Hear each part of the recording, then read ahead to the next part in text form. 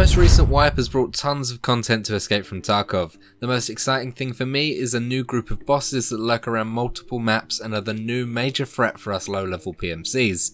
The bosses are known as the Goons, 3 rogue commanders that work as a team to take out their enemy. This team is made of Big Pipe, the support guy who pushes the team closer with suppression and his love for explosives, Knight, which is the powerhouse of the team and the most aggressive, and finally Bird Eye, which is the sniper and the overwatch of the team. In this video, I'll be showing you the best ways to take out these bosses and pick up their sweet loot. And just like other Scav boss videos that I've made in the past, I'll first go over where to find these bosses and then talk about every bit of information that you need to make sure you're prepared for the fight, and then I'll go over my tried and tested ways on how to kill them. So first, where to find them. They spawn on customs around the crack house and stronghold area, and they spawn on this location at about a 5% chance, so you ain't gonna find them often, but when you do, you'll certainly know about it, and they occupy a large area of the customs map. They also spawn on the Shoreline map at the large radar station on the top of that hill overlooking the power station. They also have a 5% chance of spawning on this map, and then also in the woods map, they could be found at the small compound above the road with the convoy that you need to go to for the early on quest. This is right near the USEC camp, and they will also spawn on this map at a 5% chance. And finally, and probably most obviously, they can spawn on Lighthouse in 2 specific locations. The first is inside the water treatment area, inside and around buildings 1 and 2 on the sides of the compound, and the other is the large Chalet, the big mansion blue thing in the middle of the map. On this map you do have a slightly increased chance of finding them. Rather than 5% spawn rate, they have an 8% spawn rate on Lighthouse. The Goons have a range of techniques to take out their enemies, but when you find them, 9 times out of 10 you'll be first engaged by Bird Eye's sniper fire, and because he has a 95% chance of hitting you no matter where you are, you're going to need to find cover as soon as possible. Luckily, in all locations that the Goons spawn, there are some form of buildings which you can take cover in, and I'll mention why this is vital when we talk about the tactics that I use to go about killing them. After finding cover, however, it won't be long until you're pushed by Knight and Big Pipe. As soon as one of them spots you, they will radio through to the others to group up and flush you out. They'll be sure to move in and out of cover to get to you quickly, and they also have smoke grenades in their arsenal to cross larger open areas easily. Their tactics are not the only thing that you'll find difficult though. Their weapons that they use are something else. Bird Eye, the sniper, will have some form of DMR or sniper rifle on him, mainly an SR-25, an RSAS or a Remington 700, and then he'll have a secondary weapon as well, which will be an M4. Bear in mind, the majority of the time he will just use his sniper rifle. In fact, in all my times hunting him, I haven't seen him pull out his M4 once. But that doesn't mean that he's not deadly. His sniper rifle and his accuracy, even in close quarters combat, is not to be messed with. Big Pipe, you know, that guy that loves explosions, he was teased when they first announced these bosses with a brand new M32A1 revolver style grenade launcher, when in actual fact, he doesn't spawn with this very often at all. I've only seen him use this once or twice, but he will opt for the much older but still deadly FN40 grenade launcher instead. And he will use this if you are at range or to provide support while the rest of the Goons push up to you. But when he is pushing, he'll be using a kitted out MCX instead, filled with even more powerful 300 blackout M62 rounds. Sometimes Big Pipe cannot spawn with a grenade launcher at all, and instead he'll opt for an M870 shotgun with flechette ammunition. But also he won't switch to this, he'll just have his MCX, which will take you out in just a couple of hits. And finally, Knight is usually the one with the best weapons that will put you down quickest. Often I'll see him with his Scar H filled with M61 or M62 or even M993 ammunition. And sometimes if he doesn't have that, he'll have a 7.62 MDR, which he will have as his primary weapon, usually with an ACOG on top of it. And he will only ever use that. He does have a Glock on him as well, but he doesn't use it. Obviously you can take it if you kill him, but he just uses his 7.62 weapon, which is just deadly as anything, especially with their accuracy and aggressiveness. In terms of armor, none of these bosses wear helmets, so their heads are always their weakest spots. The only thing you'll ever see with any sort of ballistics protection on the head is Knight's skull mask, but this wouldn't even stop a 9mm pistol from going through, as it is only a level 1 face protection. Body armor though is a whole different story. Both Knight and Big Pipe have specific rigs that they'll always spawn with. Big Pipe will have the S&S Precision Plate Frame Plate Carrier, and that has a specific colour palette to the Goon faction, and it will have an armor class of 5, which will just protect the thorax, so there is no stomach protection on this rig. But this rig can definitely take a few hits, even from the most powerful ammunition types. Knight also uses a brand new rig that was added along with this update, the Cry Precision CPC Goon Edition, which has shoulder pads, it looks pretty fancy, and is also level 5 armor class that will just cover the thorax. Birdeye will actually be the least armoured out of all three. He hardly ever wears body armour, instead opting for a lighter, smaller rig so he can move around more quietly, but occasionally he will have a class 4 Thor body armour, which is nothing fancy. You can pick them up anywhere and they are pretty easy to tear through. But because he's so light, his footsteps are like cultists. You can't hear him when he's sprinting, and it's absolutely terrifying, especially when you're held up in a building and you're getting shot at from all sides. The only other thing you really need to know about these three bosses is, much like any other boss, they have double stacked pockets, which means they can fit more valuables on them. You don't really find them with anything specific. I've found labs access cards and stuff like that from them, but they don't have any like new keys that I've seen.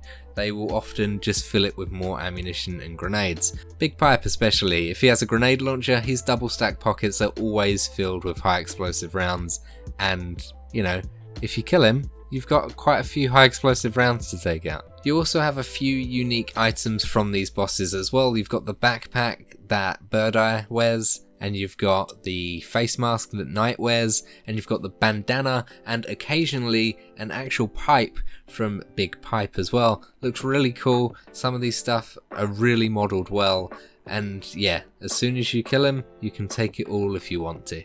So good armor, good weapons, what else? Well, maybe increased health, much like every other Scav boss, and it just adds to the difficulty of the firefight. Let's talk about Big Pipe first. He has the least total HP at just 795, which I'd just like to state is still nearly double a normal PMC. His limbs have 100 health each, his stomach has 150 HP, his thorax has the most on his entire body with 175 HP, and combining this with the class 5 armor, you're not going to be wanting to hit him in the thorax because he will just be shrugging it off. And then finally, you got the head with just 70 HP. Like I said earlier, the head is going to be their weakest spot, considering they have no face protection. Birdeye is the next one up in terms of overall HP at just 930. His limbs, both arms and his legs, have 110 HP each. His stomach has a large 200 HP, and his thorax an even larger 220 HP, and with his head 70 HP, just like Big Pipe. Finally, Knight, or as we should be referring him, Terminator, because he has a massive 1120 HP, with all of his limbs having 150 HP each. His stomach and his thorax both have 220 HP, and his head has 80 HP. So he's a bit of a tank, much more than the other two, and they are all quite difficult to fight. Now I've gone over everything that you need to know about these goons, let's talk about my tried and tested methods for taking them out. Firstly, you're going to want a weapon that hits quite hard. Early wipe, I go for a Vepr shooting 762 PS. Firepower is much more important for killing these bosses than fire rate, and then of course you're going to want to bring a couple of grenades with you, and I'll explain why in a bit. You're going to be using these grenades more as an audio cue than an actual engagement tool. And then you're going to want some decent armor as well, because you're going to be running in the open between cover, and you don't want to be taken out in just one hit. Now, since they have a really low spawn chance and they move between maps, focus farming these bosses are almost impossible, but when you do encounter them on one map, they will stay on that one map for a little bit of time, so once you know what map they are on, you can just keep running that map over and over again until you do find them. No matter what map you find them on, you are going to want to get in cover and get close to them as soon as possible. Engaging them at distance is just a death sentence for anyone because of how powerful and how tactical they are. Customs, for example, is the easiest location that I have found to farm them.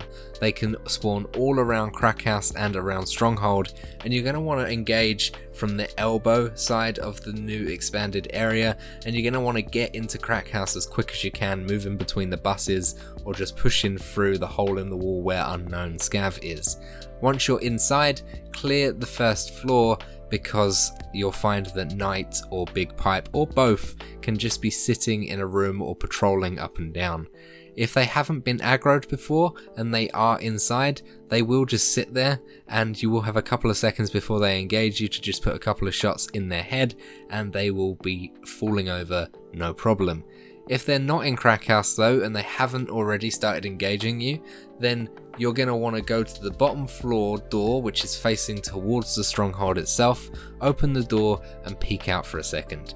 And once you've done that, just go in and close the door again. Obviously, if you were engaged on your journey up to Crackhouse, then don't worry about peeking out again.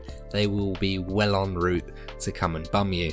But make sure all the doors are closed and you'll be absolutely fine, because you just need to wait by the door that they storm up to, and one by one they will open the door when it's closed. And as you know, with any Scav, they have a certain animation that they cannot cancel out of when they're opening doors, and of course you can shoot them while they are still opening the door, giving you a good couple of seconds to put them down, and then immediately close the door in front of them, and then one by one they will all open the door, and you'll just have 3 dead bodies sitting in front of that door just by rinsing and repeating, shooting them in the head while they are opening the door, because they literally cannot do anything while they are doing that animation. As soon as you kill one, the others will be more aggressive and push the door as well, so if you haven't had all 3 of them run up to you straight away, don't worry, as soon as you put one down, the others, including Bird Eye the sniper, will push to you as quick as they possibly can. This method of using doors to cheese these bosses is going to be what we're going to be doing for the majority of the maps they can spawn on, as fighting them head on is going to be too difficult even with a team. So of course later in the wipe it may get easier, but in my testing I was using a slick armor and an exfil helmet, and I still got 2-tapped by these bosses when fighting them head on, so it is not advised. You're going to want to encounter them and engage on your terms. The next map is the Woods map. The approach to the radio compound where they spawn is much more important than the customs one. You're going to want to run a specific route because they can shoot you from super far away if you are not careful. You're going to want to run through the USEC camp itself, and once you've run through all the way to the end, you will see a small dip and another hill on the other side. This hill is empty, it may have a stash on it, but you're going to want to go over to that hill. Eventually you'll be in line with the smaller section of the compound with a massive radio tower in the middle, and you're going to want to run down to the water, keeping the water on your right, and then slowly make your way up till you're almost cresting the hill on the area with the large radio antenna. Listen out for movement as you are making your way up, and if you haven't heard anything, use a grenade that you have on you to throw in a direction and listen out for any engagement dialogue. They will shout "grenade over there" or "this is not ours" or something like that, and once you've heard that you can pinpoint their location. If they're not around the area of the antenna, you can run straight up there and you'll see a hole in the floor which will lead down to a small bunker. Once you're in the bunker, go to the back room and hold the angle of the stairs which you just came down. This is the only way into the bunker, and therefore the only way the bosses can come down to get you.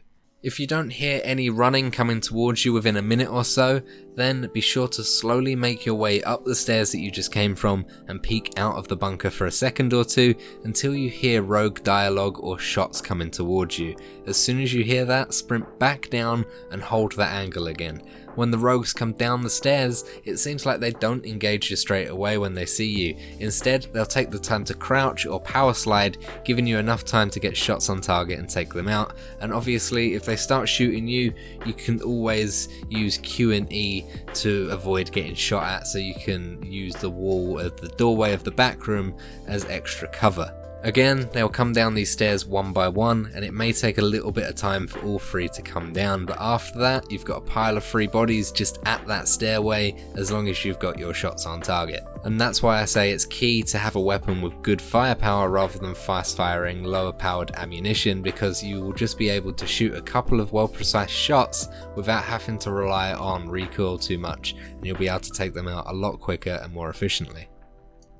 The next map is Shoreline, and for me this is one of the hardest maps for me to engage them on. You are very exposed for the majority of this firefight, and the only indoor cover you can use is the command building at the very centre of the compound. And getting here without getting obliterated first means you have to be very quick and very careful.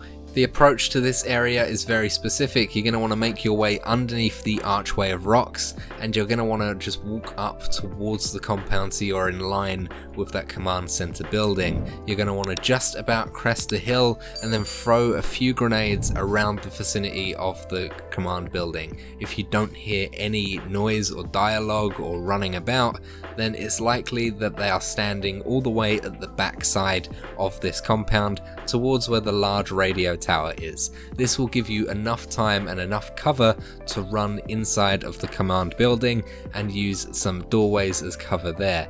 If you do hear them and they sound like they are in your way when moving towards the command building, then throw a grenade towards where they are talking or moving and listen for them to run away. While they're running, you should have enough time to get inside, and then once inside, on the bottom floor there is a very small bathroom with no windows. This is the safest room for you to get in, hide in and close the door, and because this area is so small, they would have seen you just in time, so you won't need to peek out and wait for them to start shooting you. You've just got to wait in that bathroom for them to come to that door. Similar to how we did it on customs, wait for them to approach the door and then kill each one as they open the door. Sometimes you'll even see their heads glitch through before they open the door, and therefore you can just shoot where their heads are, glitching through the door, and you can just wait for the next one, and it'll make it a lot safer for you. If you are struggling to get inside of the compound and they're taking shots at you no matter what, then you're going to want to run back towards the rock archway and hide under there. They will push you one by one and you'll be able to hear what direction they come from, especially if you've got some contacts on. And then you can catch them while they're sprinting down to you and it'll be a nice and easy kill. However, it is a little bit more difficult than fighting them inside. The final map is Lighthouse. There are two locations on this map where you can encounter the Goons. The first and most obvious is inside the water treatment plant. Obviously, this is the home of the rogues, so it would be weird if you couldn't find the rogue commanders here. They're actually not too difficult to fight in this area. Literally all you need to do is approach building 1, the building on the side near the Scav grotto extract, and all you're going to want to do is get inside as quick as possible. Avoid the normal rogues and avoid the landmines surrounding this area, but get to that small metal door and just close it behind you. 9 times out of 10 you would have already been spotted by Bird Eye, who will radio to the boys and the boys will start pushing you. Obviously, with the door closed behind you, you can focus on the large hangar door at the other end of building 1 because they can come from either side. If you notice that they aren't pushing you directly, then you're going to want to push all the way to the other end of building 1, make your way out and hug the concrete wall to your right hand side, making your way slowly around towards building 2, but never go inside building 2. All you're going to want to do is as soon as they see you, you're just going to want to run back to building 1 and hold an angle for them to run to you. 9 times out of 10, one of them or 2 of them will run through the hangar doors and they'll run directly through the middle of building 1. You're just going to want to use the metal in this area to use that as cover, and then you can peek them as they're sprinting. As soon as they see you, they will take the time to stop sprinting and you'll be able to get a couple of shots on. As soon as they start shooting you, dip back into cover and they'll start sprinting again. They will again sprint one by one, and you'll find that occasionally 1 or 2 of them will come round to the metal door that you closed behind you, in which case, like we've done with every other door, just shoot them as soon as they open it. The last location, we're almost finished, the Chalet in the middle of the Lighthouse map. There are tons of rooms inside of this large building, as well as a couple of locked safes which, if you have the keys, can provide some really good loot. So it's a good place to loot anyway, and beware of other PMCs in this area. But you've got tons of rooms you can hide in. 9 times out of 10 though, these rooms have large windows which they can shoot you through, or multiple entrances, and some of them don't have doors you can close behind you. So therefore I would opt for the side building in this chalet complex. It's that one with the large garage on it, and you're just going to want to go to the very left hand side when you're looking directly straight onto it. You'll see a door that you can enter, and it will give you access to a small kitchen area with only 2 doors that you can cover, and they are right next to each other. One door will lead to the outside world which you just came from, and the other door to the garage and the rest of this side building. Bird Eye will be sitting in some bushes around this area, and the other 2 rogue bosses will be patrolling, usually outside, so you don't need to worry about them inside of the chalet itself. The best bet is to approach from the rocks above and make your way down from behind the side building, then move your way around right and enter the door as soon as you get to the front. They will often see you and make their way to that door, in which case as soon as they open the door you can just rinse and repeat what I've been telling you all this time.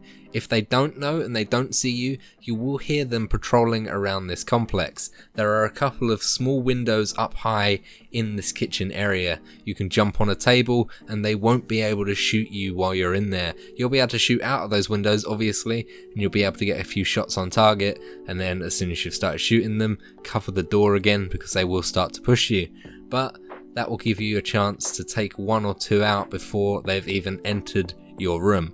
If you find this side building is completely cut off for you, or they're just not pushing you at all, then there is one specific room that I like to use in the chalet building itself. This is the laundry room on the very right hand side of the main chalet building, and then as soon as you get in there you're going to want to be careful of the windows. But in theory there is just one entrance point they can come through, and it is one simple door you can close behind you and just wait for them to push you. In this specific area they do like to disengage for no reason, and I don't know whether it's a bug, but if they do disengage, the windows in this little laundry room is actually very helpful, because all you need to do is do a quick peek and then peek back into cover and they will start engaging you again no matter what. So if they just don't come to your door for a little while, just give a quick peek. You'll find that Bird Eye might shoot through the window, or one of them will start shooting through the windows. Just get back into cover and make sure they don't have direct line of sight on you through the windows, and they'll just come straight to the door again and you'll be able to take them out. No matter what map you're on, my strat from killing the goons is very similar. Let the fight come to you, never ever go to them. Using close quarters combat is the best way to engage these bosses, and always bring something that hits hard, as you'll only have a short window to bring each one down, because they are definitely more accurate and more powerful than you. Let me know what you think of these bosses down below in the comments. I've spent a lot of time, as I said earlier, studying their movements and traits to make this video. So if you did like it, then please show some love by hitting that like button and subscribing if you haven't already, and comment down below to help the algorithm as well. Enjoy the white boys and girls, and good luck out there. I'll see you in the next video. Goodbye.